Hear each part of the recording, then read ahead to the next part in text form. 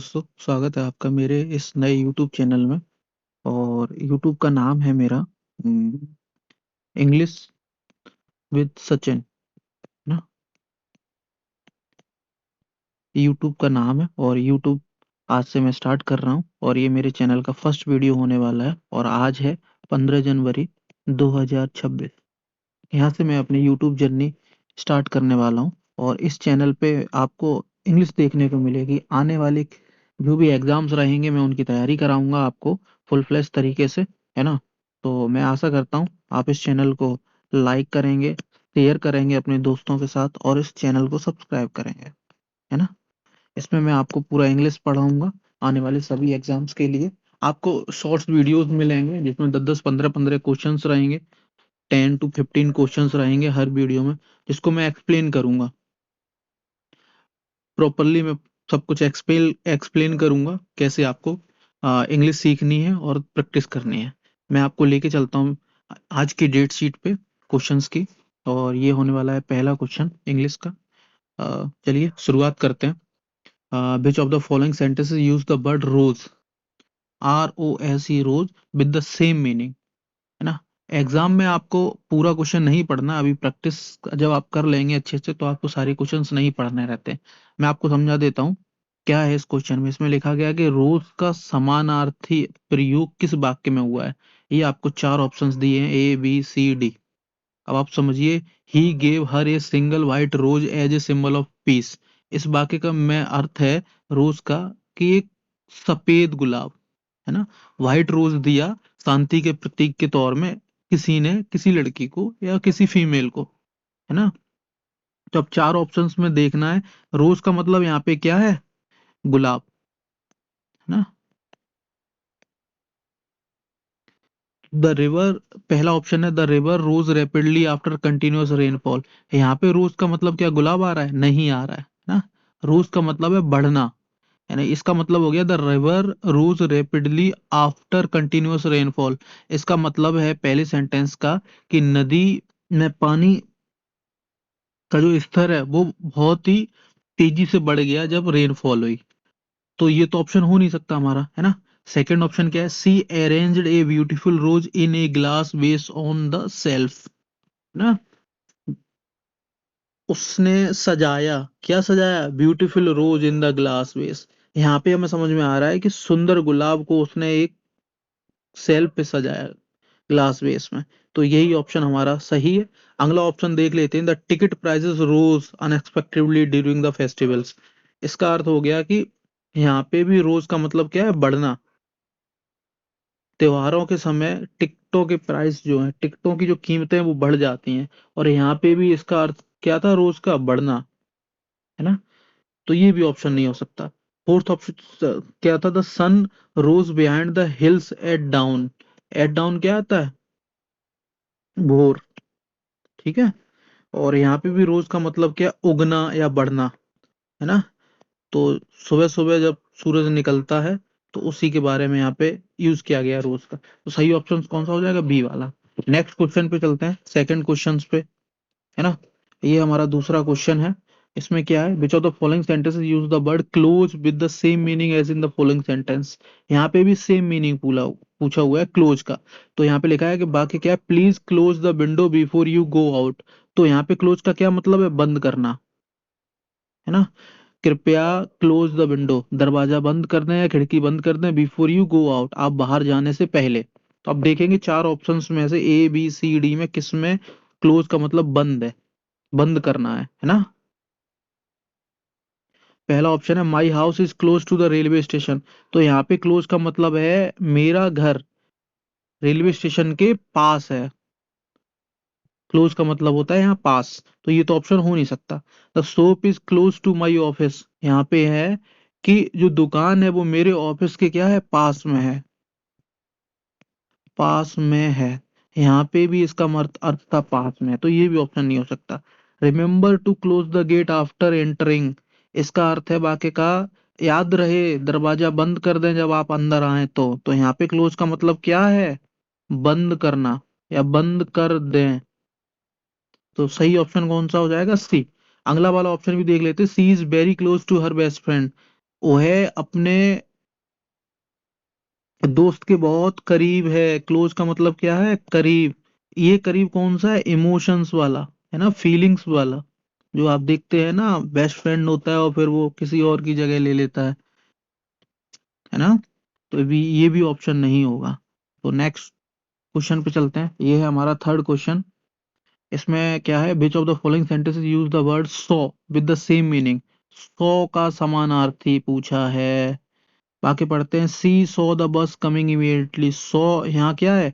C saw the bus coming immediately. उसने bus को अपने पास आते हुए देखा। तो सो क्या है यहाँ पे? देखना या देखा, है ना।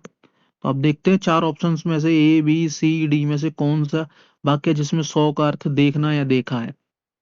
He bought a new saw for cutting would. ये सॉ यहाँ पे क्या है? आरी। उसने एक नई आरी खड़ी खरीदी लकड़ी काटने के लिए। तो पहला ऑप्शन हो सकता है? नहीं।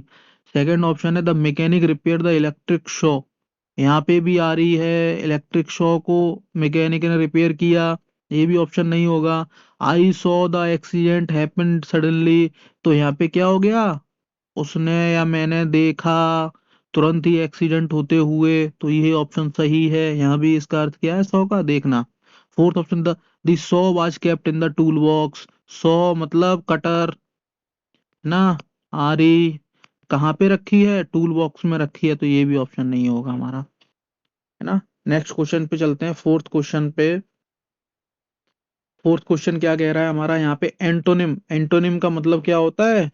विपरीत शब्द। एंटोनिम मतलब opposite word. My complaint is that the gardener doze off during work. मेरी शिकायत क्या है? गार्डनर मतलब जो माली कह लो आप। Dozes off during the work. Dozes off का मतलब होता है सो जाना, सो जाना या नींद लेना, है ना, काम के समय। तो उसकी शिकायत क्या है? उसका जो माली है वो काम के समय सो जाता है। तो इसका हमें आपको क्या बताना है?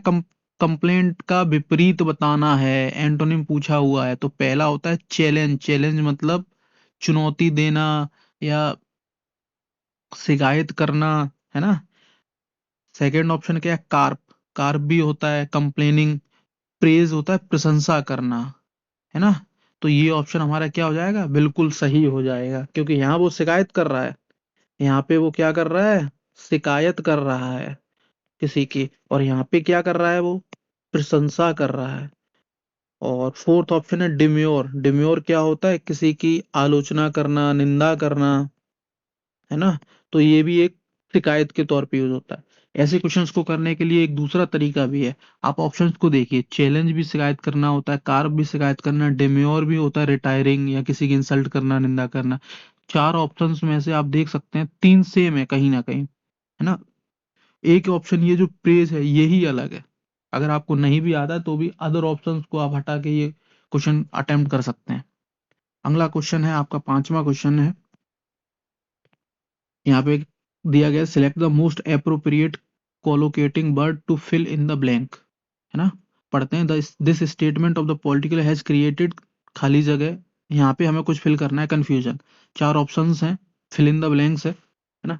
आपको जनरली क्वेश्चंस में मिल जाएगा। इसको बोलते हैं फिल इन द ब्लैंक्स।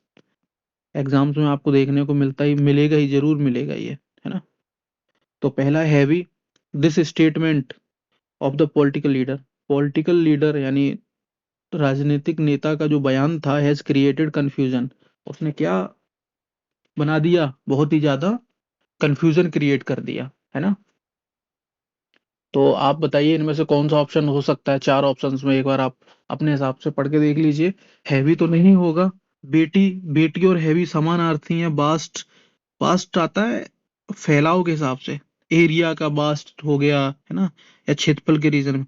अटर, तो अटर कंफ्यूजन होता है, पूर्णतः। ये हम कह सकते हैं, है ना। सबसे सही है ये तीन ऑप्शन हो ही नहीं सकते, ये कहीं ना कहीं सेम है ना। नेक्स्ट क्वेश्चन पे चलते हैं। छठवां क्वेश्चन। यहाँ पे लिखा हुआ है the sport the correct spelling of the microchip printing method. मेरे ख्याल से ये वन वर्ड है, इसको बोलते हैं वन वर्ड, है ना। एक लाइन या फ्रेज लिखा होता है, उसके लिए एक शब्द का प्रयोग करना है। तो यहाँ पे आपको देखने को मिल रहा होगा, है ना। कहा स्पोर्ट द करेक्ट में माइक्रोचिप प्रिंटिंग मेथड। तो प्रिंटिंग मेथड की बात की, ऑप्शन देते हैं फोटोलिथोग्राफी, फोटोलिथोग्राफ। अब यहाँ मेथड की बात की गई है दोस्तों, है ना। मेथड के लिए ग्राफी, PH आ सकता है, जो कि इस ऑप्शन में नहीं है, इसमें है, इसमें है और इसमें भी है। ये एक तरीका था ऑप्शंस को डील करने का, अगर आपको नहीं आता है तो, है ना। ये तो नहीं हो सकता। फोटोलिथोग्राफी, लिथो में यहाँ पे आप देख सकते हैं टी के बाद एच होना चाहिए था, जो कि नहीं है, तो ये भी ऑप्शन गलत हो गया, है ना। PH होगा, ये भी नहीं हो सकता, तो कौन सा ऑप्शन बताया, PHOTOLITHO। ये बिल्कुल सही स्पेलिंग है। फोटो लिथोग्राफी ये क्या होता है, मैं आपको बता देता हूँ। प्रकाश सूक्ष्म से प्रकाशित करने की कला को फोटो लिथोग्राफी कहते हैं। ठीक है। नेक्स्ट क्वेश्चन है आपका, ये क्वेश्चन नंबर था हमारा 6, है ना। ये क्वेश्चन है हमारा 7। ये वाला क्वेश्चन हो गया हमारा 7, सॉरी, PDF भाग रहा है। 7th क्वेश्चन, यहाँ पे हमें क्या करना है, ग्रामेटिकली एरर छांटना है। ये एक सेंटेंस लिखा हुआ है और इसमें ये हिस्सा जो है ना वो A पार्ट है, ये B पार्ट है और ये C पार्ट है और ये फोर्थ D पार्ट है। यहाँ पे इस ऑप्शन में A B C D में कहीं गलती है जो कि हमें छांटनी है, तो हम सेंटेंस पढ़ते हैं। By the time we will finish our breakfast and leave the house the movie will have already started. तो मैं आपको बता देता हूँ, एक स्ट्रक्चर होता है सेंटेंसेस का, वहां मैं आपको बता देता हूँ। कोई भी सेंटेंसेस अगर जुड़ा हुआ है ना, दो सेंटेंसेस को अगर जोड़ रखा है, तो एक सेंटेंस अगर आपका प्रेजेंट में होता है तो एक टेंस आपका किस में बनता है, फ्यूचर में बनता है। ये कॉम्बिनेशन है, आप याद कर लिए, ये आपके बहुत काम आएगा। तो यहाँ पे आप देख सकते हैं दोनों ही सेंटेंस, ये ए पार्ट वाला सेंटेंस आप देखिए ये किसमें है, फ्यूचर में, B will finish.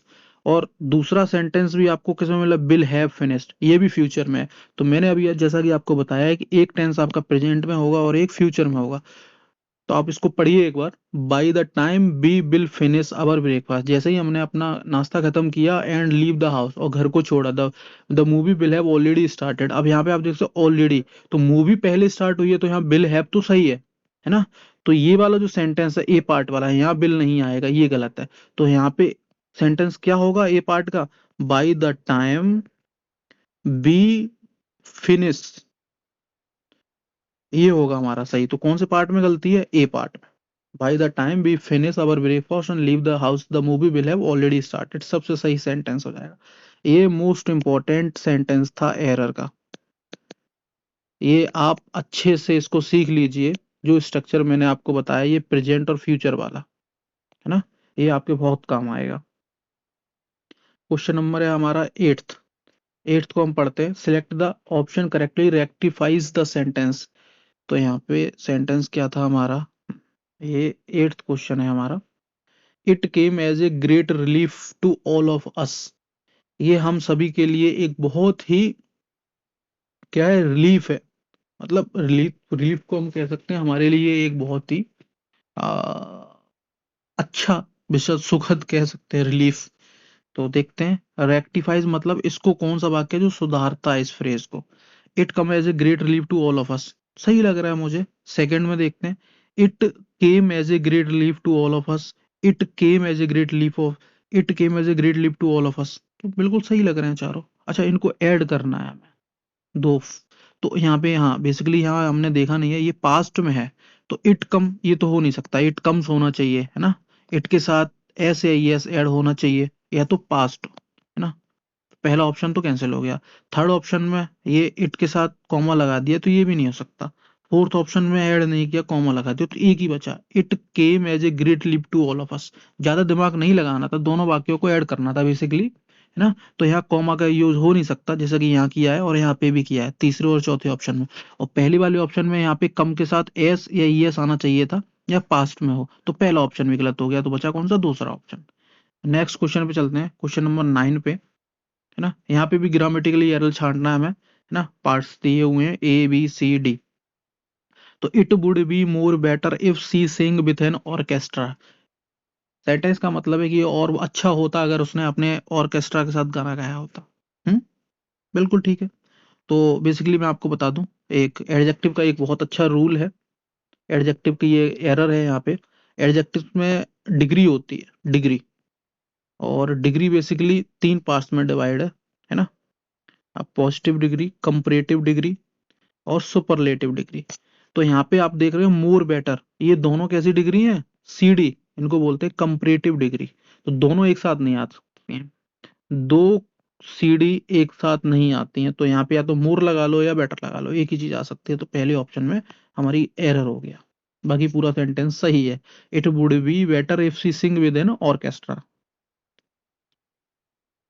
Question number है हमारा ये 10, क्वेश्चन नंबर 10th। यहाँ पे भी ग्रामेटिकली एरर बताना है हमें। सेंटेंस दिया हुआ है, इसमें आपके पार्ट्स हैं, इसमें गलती बतानी है। The cyclone Amphan rode into West Bengal on Wednesday, leave behind a trail of devastation across a large area of state. अब यहाँ पे 4 पार्ट दिए गए हैं। अब हम इनको leave behind a trail of devastation rode into West Bengal across a large area. तो हाँ, जैसा कि मैं देख सकता हूँ यहाँ पे पास्ट है ये, रोड इनटू, है ना। तो on West Bengal leave behind it.